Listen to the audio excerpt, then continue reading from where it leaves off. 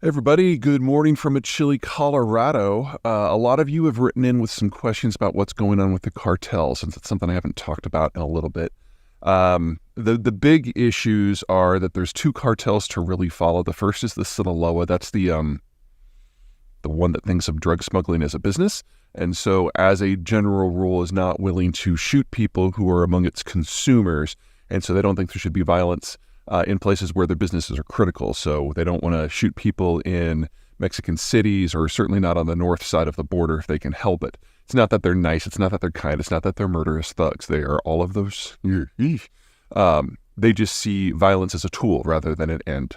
And on the other end of the spectrum, you've got Jalisco New Generation, who has the opposite view. When they move into a town, the first thing they do is shoot the police chief and anyone who looks interesting, because their whole idea is if everyone's scared of you, then they'll either work for you or get out of your way. Two different theories, both very violent. One is more applied in that violence. Okay, so that's kind of the background. I've been going on and on and on and on and on about how Mexico is going to be an integral part of the American manufacturing and trading system moving forward for decades, if not over a century. That hasn't changed. The question is, to what degree do the cartels complicate that picture? Not as much as you might think. The cartels are into things that fit one of two categories. One are small, have high value, and are easy to fit into a backpack and smuggle. Obviously, narcotics fall into that category. Methamphetamines falls into that category. Or they want industries that they can push a lot of cash through in order to launder it. And that takes them into things like real estate or avocados, where there's a very clear business on the other end that is integrated into the broader system. So those are kind of the two types of businesses they go for. Anything else gets a little complicated for them because it's not their skill set. And when it comes to interfering with trade, it doesn't really work. So if they were to go into, say, a manufacturing facility in Nogales and try to take over, it's not like they would know how to operate it. They would be just a protection racket, and that would mean they'd have to be there presently all the time. Assuming that Mexican law enforcement couldn't deal with that, I think they could, then the American investors in that factory would probably lose interest and the whole thing would shut down. So there's no profit center there. They could raid things that are going in and out of the facility, but manufacturing in Mexico, as a rule, deals with intermediate manufacturers. So you're not dealing with a lot of finished cars or even finished carburetors. You're dealing with things like spark plugs and casings and seat linings. And if you get a semi full of seat lines and bolts, that's not exactly something that's easy to dispose of. You then have to find the next step in the manufacturing chain that wants it. And that requires a degree of logistics that they don't have, a degree of understanding of the industry that they don't command, and contacts that are completely unrelated to what they do currently. The biggest risk that I see to the trading relationship is the fight between these two big cartels. Sinaloa is the number one organized crime group in the United States. Jalisco New Generation is rapidly growing to be the number one within Mexico. And at the moment, Sinaloa and some other smaller cartels control all of the plazas going into the United States for the smuggling of the drugs. Jalisco is challenging those other cartels, especially the Sinaloa, for control in each and every one of them. And if they do succeed in commanding a plaza, and they do pour into our side of North America and bring their business model with them, then Americans are going to be thinking about Mexico and trade in a very different way. Now, that hasn't happened yet. They've been trying to get into this country for 3 years now, and organizationally, they're just not nearly as competent as the Sinaloa, even after their leader, El Chapo, was arrested, extradited, and sentenced to prison forever. It's just a very different mindset. But if you're going to worry about something in the trade relationship, I think that's the number one concern. So far, it's proven manageable. So far, the culture clash, if you will, is working for us. But that would still be the danger spot. All right, I'm going to go inside. It's cold out here. Bye.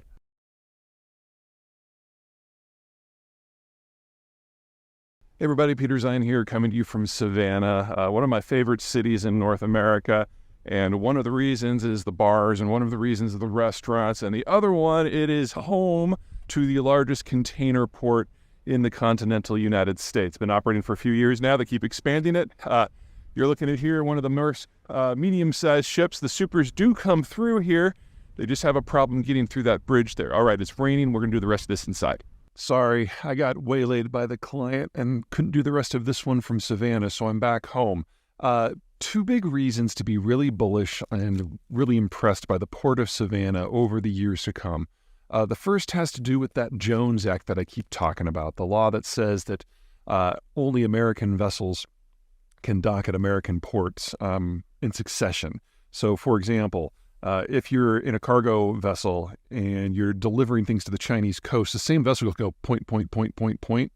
But if that same vessel, let's say it's Japanese, was to come to the U.S. West Coast and it stopped in Seattle, it would then have to go back to Vancouver before it could go to San Francisco, then would have to go back to Vancouver before it could go to San Diego. As a result, the push for ports is to get bigger and bigger and bigger in order to take these big foreign vessels, and it's crowded out all the smaller American ones. Because the infrastructure required to do that requires a large chunk of land, and most American cities don't have a lot of port capacity. Instead, what you get are shuttle ships, where you'll take a big vessel into a place like Kingston, Jamaica, and the cargo will be relocated onto a lot of, again, foreign vessels that will then go directly to Miami or go directly to Charleston or go directly to New York. And as a result, the Jones Law has just completely hollowed out the American maritime space. Savannah is the first location in the United States since 1920 to manage to build a super container port. It's upriver a bit, but the biggest vessels, some of the biggest vessels in the world go there regularly. You saw the one that was coming through. That was actually a fairly small one. But it's the only place in the continental United States can actually take these vessels all at once, with the exception of maybe Long Beach. Other places tend to do more mix of business. So, for example, the Tacoma port does take fairly large containers, but it's also a major export point for commodities coming out of the intermountain interior of eastern Washington and Oregon. Anywho, bottom line is, as long as we have these very, very large container ships, which are the norm for international trade right now, Savannah is really the only place in the United States that can take them on the East Coast at all. New Jersey just isn't up to snuff in that regard. So that's issue number one. Issue number two, if we're moving to a deglobalized period, we're going to have a lot of different patterns here, and our interactions with the Mexicans are going to become much, much, much, much more robust. Now, there are some limitations on the infrastructure between Texas and Mexico that do a decent job of integrating the northern tier of states, but half of the population of Mexico is in the greater Mexico City area. And if we're going to have the expansion industrial plant that we need in North America in order to deal with the post-Chinese environment, we're going to have to metabolize a lot of what is in central Mexico. Now, there are two ways you can do this. The first one is to build a really robust multimodal roads and rail system going from the border all the way down into the Mexico City core. We should definitely do that. The second one is to turn Veracruz once again into a very, very large port so that product from Mexican City core can go down to Veracruz, get on a vessel, and then come up to the United States. Now, you can do that in one of two ways as well. You can use small shuttle tankers that go to places like Houston or New Orleans or Miami. Or if you're more interested in the Eastern Seaboard, you just put it on a mega ship and you put it in Savannah.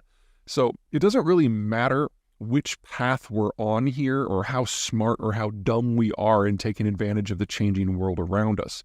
Savannah's got the hardware in place for really any possible scenario here. And so the ships are going to keep coming. And so am I.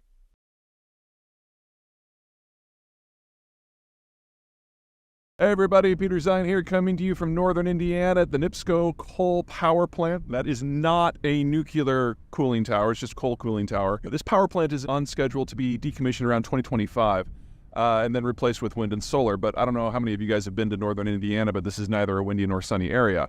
More to the point, if things go with the Chinese and to a lesser degree the Europeans in the direction that I think it's going to, and if the Americans decide they still want stuff, the industrialization wave that's coming here is going to be unlike anything we've seen before. And it'll be a lot faster than what we did in World War II. But it also means that we need to generate a lot more electricity wherever that comes from, because manufacturing takes more power than services, and doing the processing for things like lithium and steel and the rest takes a lot more power than it does for normal manufacturing. So we need to conservatively increase the power plant in the country and transmission capacity by at least half. So not saying that coal's the future or anything like that. I'm just saying we need a lot more. And that assumes we don't do the green transition, because if we electrify transport, then we need to double the power plant. And honestly, we need to do this before the end of the decade. So chop, chop.